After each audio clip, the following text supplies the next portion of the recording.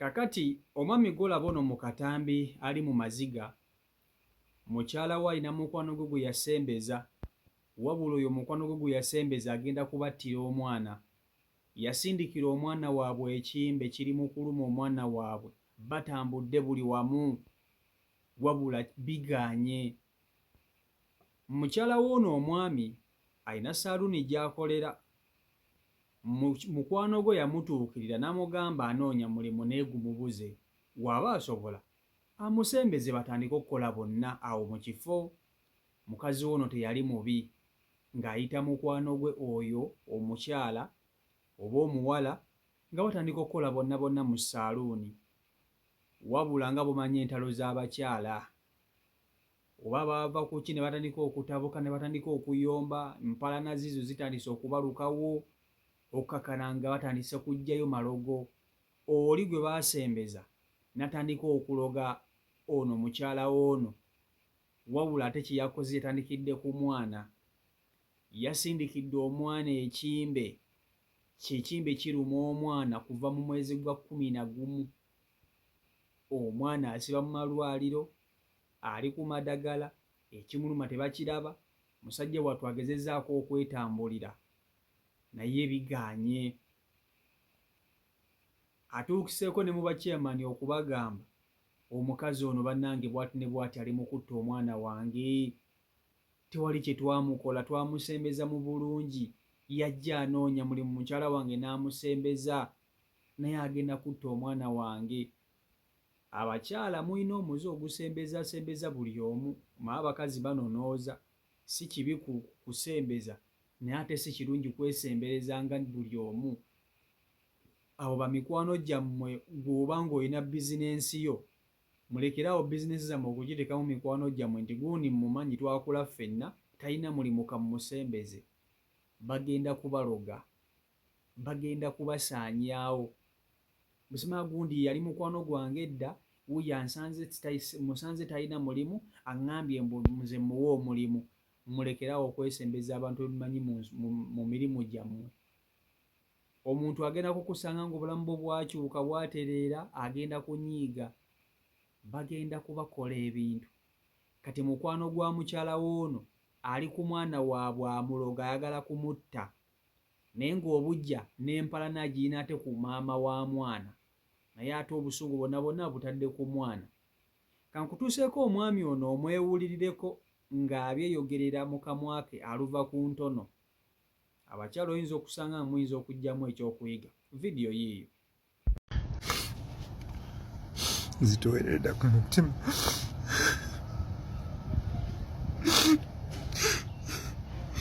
Buuza omuntu yenna zolo tuyamba ku kyalo kwe tubeera Kasambya. Mukyala wange alina omuwala gwe yayamba n'amusembeza amweko ku kifo akolereko awo, naye omukyala ayagala kutta mwana wange. Ndi bumulubi bw'amaanyi nnyo nnyo nga emundaba, mukutebereza okuva mu gwa 11. Omwana wange kuva mu gwa 11 twetolwa tuli mu ddwaliro, tuli mu ddwaliro okuyamba abantu, kirungi naye kibi. Omukyala namugamba naye gwe abantu b'oyamba b'osembeza, omuntu tolina gw'omumanyiiko, tomanyi bimukwatako, omusembeza simanyi okole kumpi naye ku saaluuni. Ekizibu okunuma.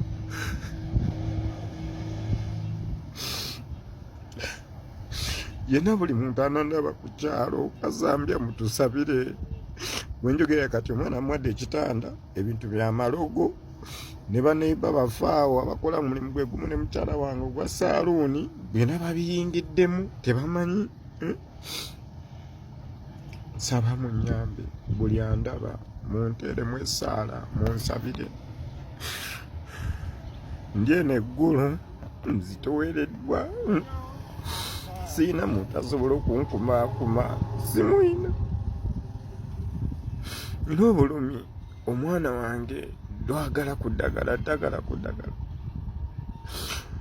kubiddeko ku chairperson Naalongo ne munnyonnyola njakasi, bonna mbagambye.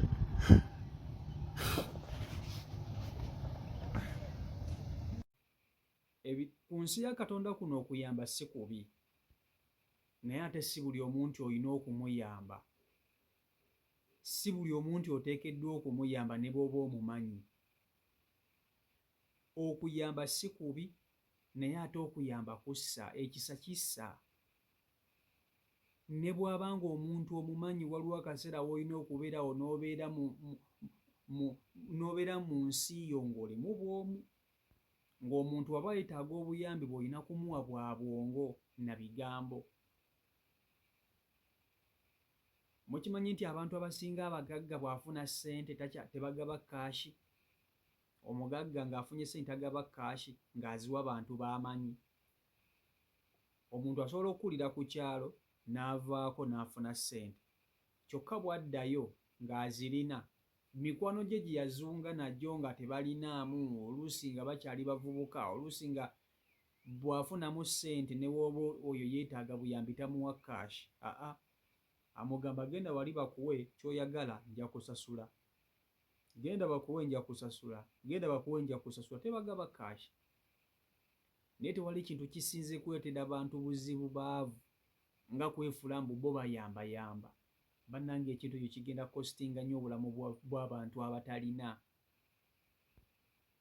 Abaavu balina akatijjo, baagala buli omu ne bamusembeza, baagala buli omu ne bamuyamba, tekyandibadde kibi, naye ate bwe muyamba babi, be muyamba babi.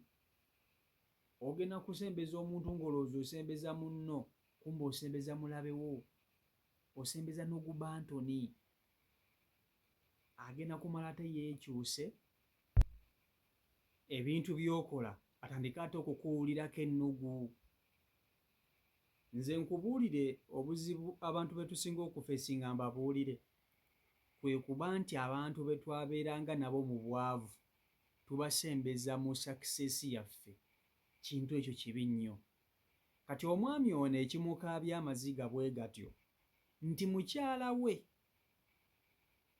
ayina mukwano gwe gwe yasembeza, nga mukwano gwe ali bubi, talina mulimu, anoonya w'akolera. Mukyala we ono n'ayita mukwano gwe n'amugamba, bw'oba onoonya w'okolera tewali buzibu, jangu wano waliwo ekifo okolera awo, kubanga yamutuukira n'amusaba, n'amugamba munoonya mulimu naye siina nawe nkolera. Bwe n'amugamba jangu tukolere wano ffenna mpola mpola nga bwe tutenkanya obulamu.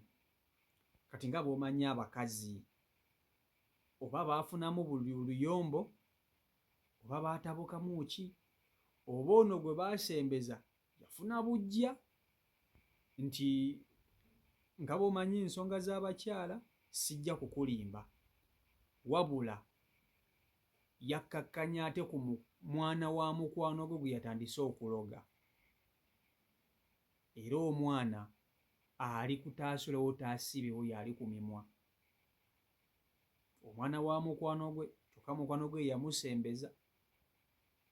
Ffe tulabe bangi abassa mikwano gyabwe ng'oli akimanyi ddala kituufu omuntu ono gwendi mukutta yabadde mpaka n'akamere ke mbadde ndyako, naye n'atalumirirwa n'atabaamu nakulumirwa konna konna, n'ayagala amumize omusu. Bangi babasse lwa nsonga za kuyamba, bangi babasse. Eno ensi gye muliko nzibu, abantu bazibu, abantu bazibu. Abantu abasinga tebakyayamba bantu be bamanyi, tebayamba. Nti ono gundi mumanyi muyambe musembeze nno baabavaako, bamanye emitima gyabwe. Bannange abantu abatumanyi nga balina, jjukira ye abaakumanyi, abaamanyi buli kimu ekikyo, omusembeza n'omubuulira buli kimu, kwegamba baba ne access nnyingi nnyo ku bulamu bwo. Bw'aba alina ekintu ky'ayinza okukukola ekibi akutuukako direct n'akuyingirira mpaka eri mu busomyo. So abantu abakyayamba mwegendereze nnyo okusembeza abantu be mumanyi nga mutuuse gye n'oba tonnaba kutuuka ng'okyali mu kkubo otambula, weesonyiwa abantu b'omanyi okusembeza abantu abo bwe batyo. Omanyi ebiseera ebisinga ekintu ekisinga otuleetera ekizibu nkibabuulire nti ate twagala nnyo okusembeza abantu abatumanyi oba naffe be tumanyi, kubanga oba oyinza okwerwa nga toyagala kulaba mukwano gwo ng'abonaabona, noyagala omusembeze. Kumbe gw'osembeza osembeza goonya n'eryoka ekweriira. Nze njigidde mu bintu bingi, ensobi z'abantu ebisinga nziyigiramu. Abamu nja kulaba vidiyo zino ze mbakolera mulowooze nti ziba za lugambo bugambo. Nedda, ensi gye tutambuliramu bwetyo bweri. Tuli mu spiritual world, ensi etambulira ku malogo, etambulira ku mitima mibi, etambulira ku butaagaliza. Ate abantu abasinga obulogo be bantu abasinga okusaba ennyo n'okuba n'eddiini. Abo bwe mulaba beefuna mu bo buli kaseera beera Yesu Yesu Yesu Yesu, bazibu, babi.